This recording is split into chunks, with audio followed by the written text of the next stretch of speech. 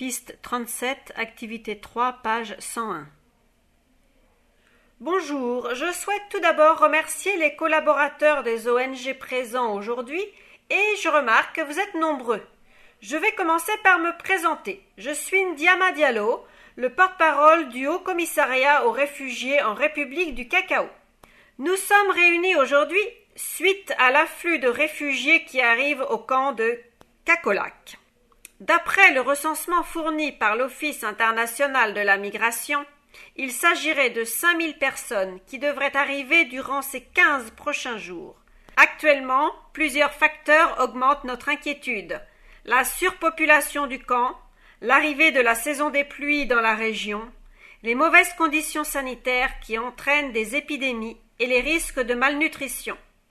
Mais il y a aussi le manque d'accès aux denrées alimentaires de base, ainsi que le problème de la violence à l'encontre des femmes et des enfants.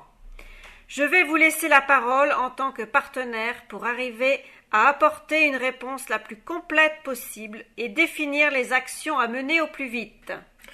Notre mandat concerne l'accès à l'eau potable et les structures d'assainissement. Nous pouvons assurer l'approvisionnement en eau pour une population de 3000 personnes et la construction de 100 latrines supplémentaires. Nous ajouterons à cela une campagne de sensibilisation à la chaîne d'approvisionnement de l'eau. Pour anticiper les risques d'inondation liés aux fortes pluies à venir, nous avons le matériel qui permet de réaliser des travaux de drainage. Il faut aussi penser qu'avec la saison des pluies, les routes d'accès deviennent impraticables, rendant l'acheminement de l'aide humanitaire extrêmement compliqué. Nous pouvons mettre en place une campagne de recrutement pour permettre la réhabilitation des routes par la population. La diarrhée étant la principale cause de mortalité dans le camp, il paraît évident qu'avec les mauvaises conditions climatiques à venir, les risques d'épidémie vont augmenter. Malheureusement, la capacité actuelle de traitement du risque de notre centre de santé communautaire apparaît insuffisante. Pour anticiper ce problème, nous envisageons d'ouvrir 2 centres supplémentaires.